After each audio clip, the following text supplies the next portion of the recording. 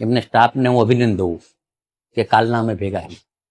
Mission છે નવું ભારત, દુબઈમાં બેઠા બેઠા નવું ભારત બનાવવું. અને ગુજરાતીના ભાઈઓ અને બહેનોને મારી નમ્ર વિનંતી છે કે આવતી 4 ને 5 તારીખે રાજકોટમાં આખી ટીમ આવે.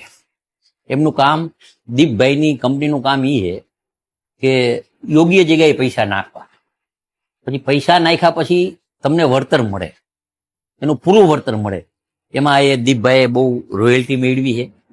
હું આજે આવ્યો છું, મારે મોરબીમાં એક પાંજરાપોળની 1200 વીઘા જમીનમાં ડેવલપમેન્ટ કરવું.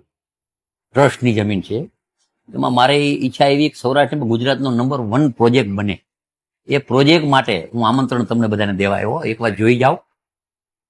એ જમીનમાં હું 10 લાખ ઝાડવા વાવી અને આવતી 17 તારીખે આ દેશના વડાપ્રધાન મુરબી નરેન્દ્રભાઈનો જન્મદિવસ છે ત્યારે 10 લાખ ઝાડવા વાવી જશે.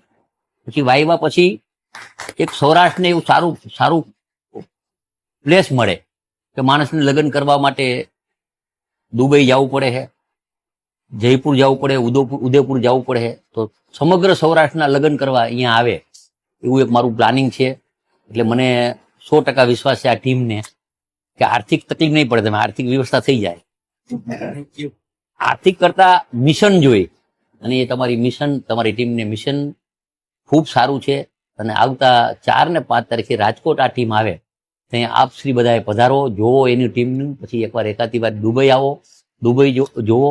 માણા વિશ્વાસુ છે અને હું ખાતરી આપું કે ક્યારેય તમારો પૈસો ડૂબશે નહીં. Thank you so much.